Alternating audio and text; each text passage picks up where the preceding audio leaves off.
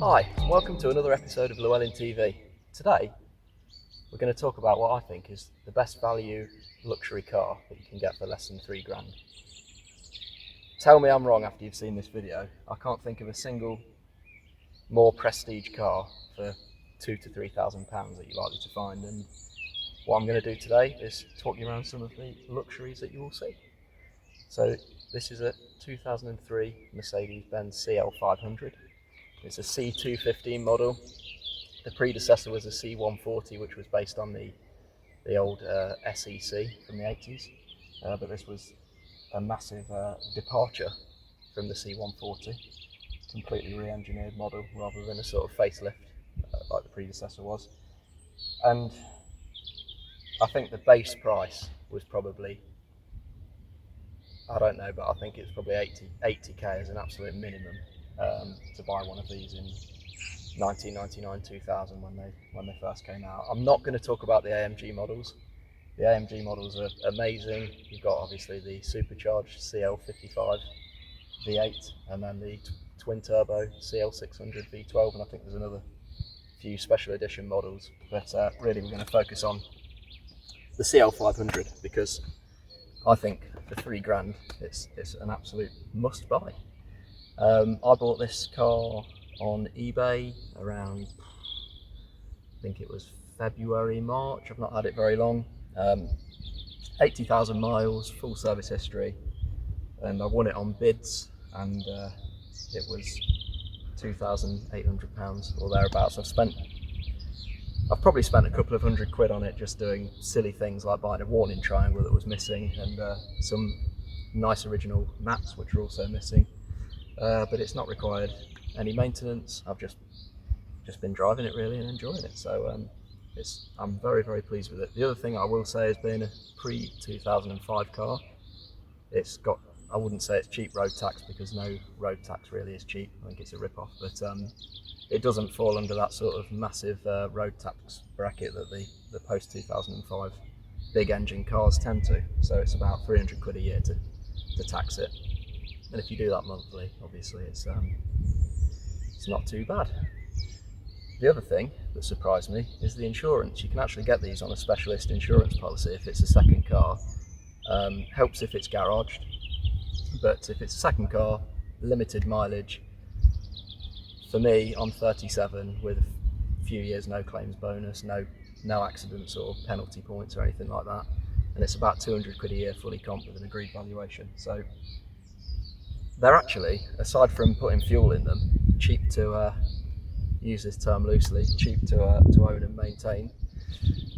I don't think they have any major problems. The gearbox in the engine is very, very strong. The only thing that lets them down is the ABC suspension, which I'm sure you'll read about. But if the ABC suspension's okay, the chances of anything else failing other than general wear and tear items like bushes and tyres and so on, they're reliable. And well, at least I'm hoping so anyway. We'll see how time goes on with mine. But something else that I love about the CL is it just looks so prestige. You can buy an old S-Class for similar money, or probably less actually. But to me, this generation of S-Class, it just doesn't have the same look about it that the mighty coupe does. I think they, in some respects, as much as I love them, they do look a bit like an ex-taxi. Whereas this thing would have blatantly never have been a taxi. There's so much to say, but I'm going to start off by showing some of the features that you get with your sub £3,000 CL500, and I reckon you'll be impressed. So before we get onto any of the toys or tricks that this car has got up its sleeve, let's talk about the bodywork. Look at that shape, that's absolutely amazing. It's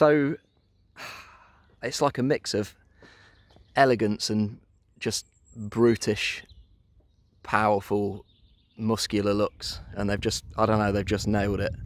Absolutely gigantic doors, really, really nice rear haunches. There's that amazing detail of the wraparound rear screen, which actually on photographs doesn't really look as good as it does in real life. And then you've got this really nice kind of sleepy looking wide back end with the twin tailpipes. A bit chromy, but I think that's in period, and it doesn't look like it's trying to be a sort of black edition or anything like that. The chrome sort of, in my opinion, works on these. The other thing is the Difter 18-inch factory wheels also just work. I don't think you can put the big wheels on, but I just don't think it needs big wheels. I think it looks amazing as it is.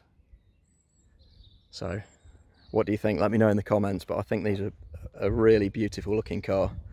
And the more you look at the bodywork, the more you see minor detail which sets this apart from a C-Class or an E-Class or whatever. Not to mention the drama of those pillarless windows. That is absolutely gorgeous. And it's really nice actually when you drive in the car.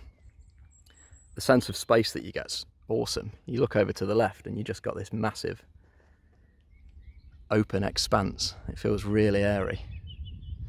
So that's another feature which I absolutely love.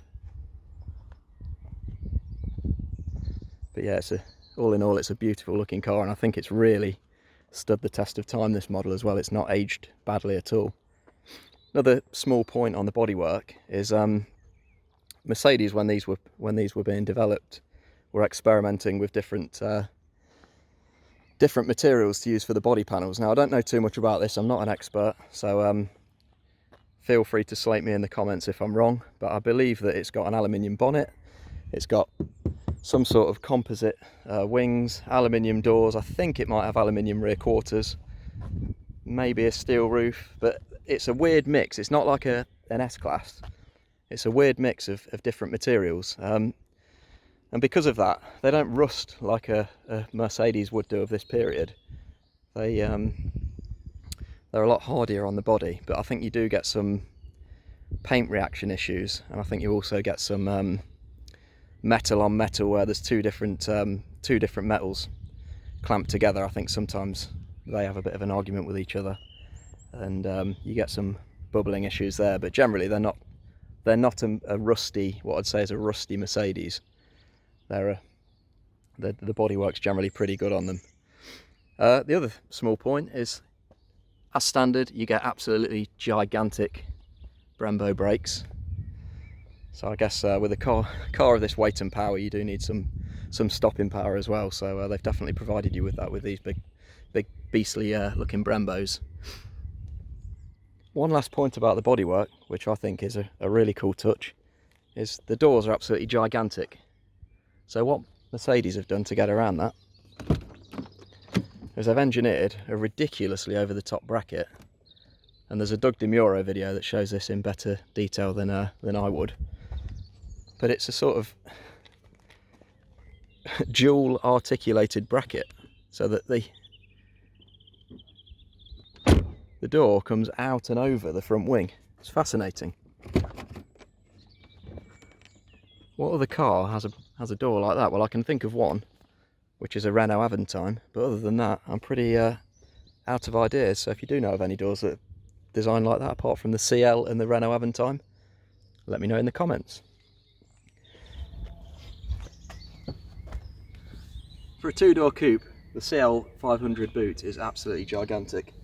Let me see if I can demonstrate.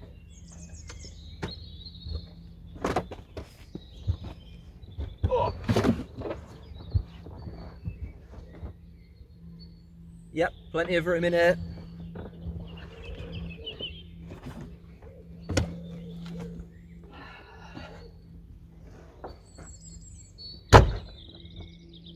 And another thing, look how wide it opens. That's ridiculous.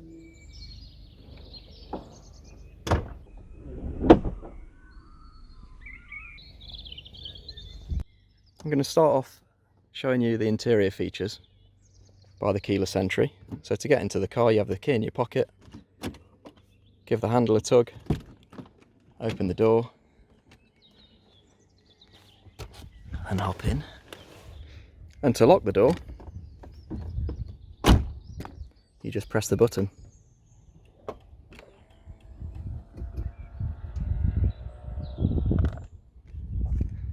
So, onto the interior. What do you get?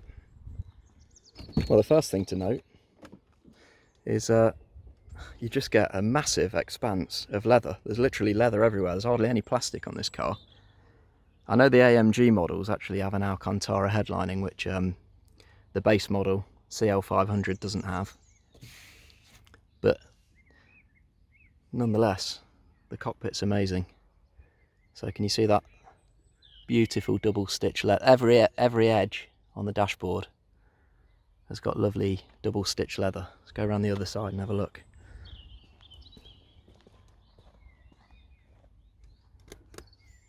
It's just amazing. It feels, I think it feels Bentley-like in these cars. It's that level of craftsmanship. You can tell that it was developed with no expense spared. Back seats are absolutely gorgeous as well. And there is room for 4 adults depending on how large the front passengers are. So you can travel in comfort with 4 adults in these, which again is a cool thing. So, what toys do you get as standard? Let's have a look.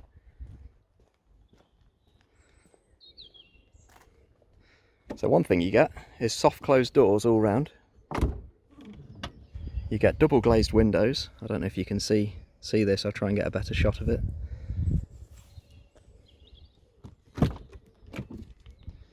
You get ridiculously over-the-top control of your electric driver and passenger seats. So you have memory, you have lots of different options for headrest, backrest. You can extend out the base of the seat to make the seat base longer. So they're both fully electric. When you pull the seat forward to let the rear passengers in, the seat automatically comes forward, because of course it does. And then you put it back and it retracts back to the last preset position. Another cool feature, massage seats. So most of these, I'm not sure if it was an option, I think it was, most of these have massage seats. How cool is that? I think it's absolutely awesome. And it does help on a long journey. Another toy, you get electric rear headrests, an electric rear blind, sunroof as standard. And here's a cool feature, sun visors both sides. You get a vanity mirror. That's a bit of a dodgy switch on mine, but we'll gloss over that bit. But you don't just get a vanity mirror, you get a magnified vanity mirror as well. On both sides, obviously, because that's what Mercedes do. You'll notice that the steering wheel is right back, and the seat is way too far back for my little short legs. So we shut the door, and then to start the car, the gear stick has an engine start. So foot on the brake, engine starts.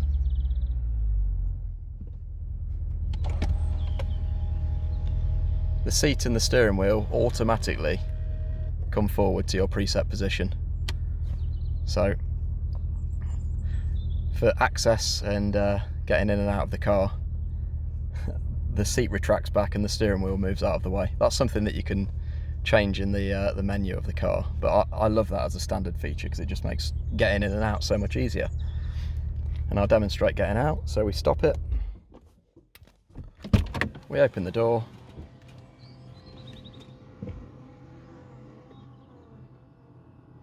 seat and steering wheel move out of the way,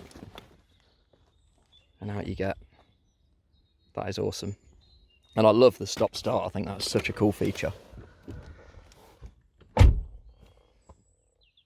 I'm going to miss, there's so many toys on this car, I'm not going to be able to document them all. I know I'm not. It's absolutely ridiculous. So, another feature, Bose Hi-Fi, which sounds amazing. There's quite a dated navigation system, but actually it works, and it works quite well. I've used it. Something else that's really cool is the design of the instrument cluster. I mean, okay, the LCD display is a little bit old, but I love the way the dial's got that sort of invisible needle. on the speedo. I think that's really cool. Obviously it's got automatic wipers, automatic headlights, dual zone climate control, which is off at the moment, but that's there. Cup holder's a little bit measly if I'm completely honest. Nice big storage bin with some dairy milk caramel chocolate bar wrappers in. A dated phone system and the lock-in nut. Now if you're buying a used car, quick tip, always make sure that it's got the lock-in nut, because it's a right pain if you need to get the tyre off and there's no lock-in nut. So where were we? Auto lights, auto wipers, multifunction onboard computer, radio with a CD changer, dual zone climate. I'm just recapping so I remember stuff. There is an aux lead input as well, so you can connect your modern smartphone. This is quite cool, a little storage case. The other thing that you get is you get storage in front of the seats, so more storage for chocolate wrappers, and then there's one down here as well. Electric folding mirrors is another feature, auto dip rear view mirror, bi-xenon headlights, sunroof, probably mentioned that. So to demonstrate the rear blind, it's fully automatic, and the headrests.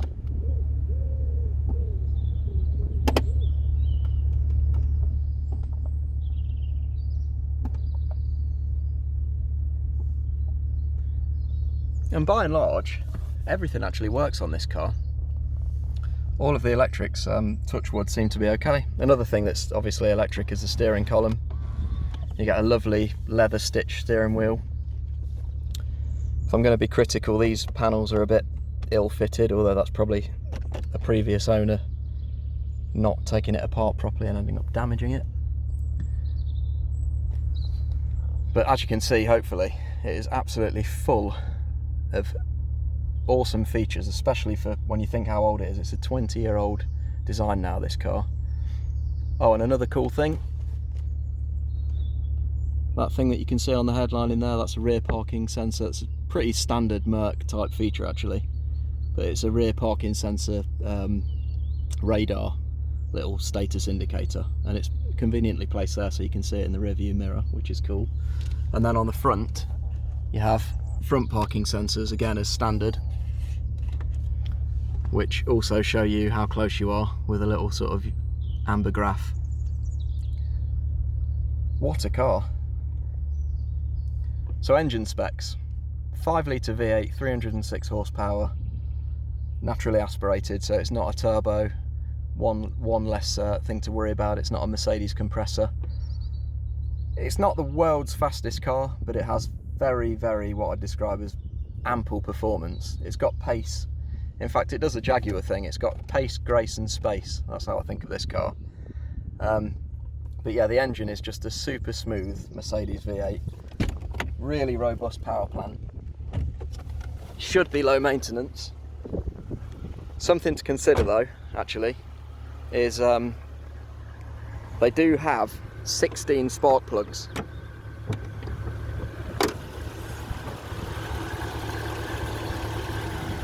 So a service is, if you're doing the spark plugs, it's probably about 100 quid plus, I'd say, for just the spark plugs alone. Oh, I know the party trick that I've not showed you. Here's a CL500 feature that I've not shown you yet, the ABC suspension. Luckily, in this car it works perfect, but it is something that you have to be careful on because it's expensive when it goes wrong.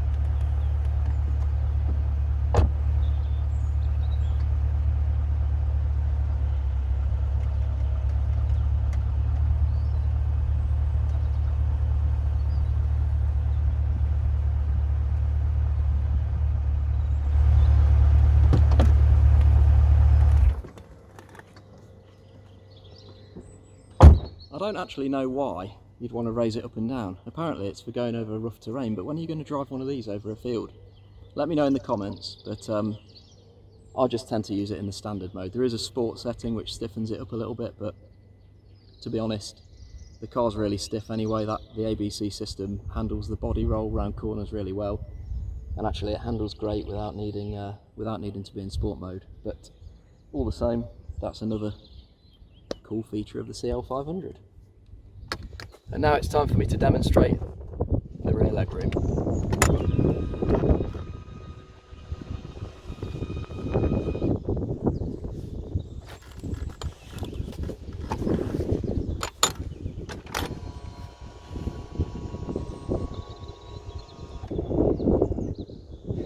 Actually, this back seat is really, really comfortable. It's a shame I'm always driving the car, because to be honest, I'd quite like to be a passenger in it sometimes.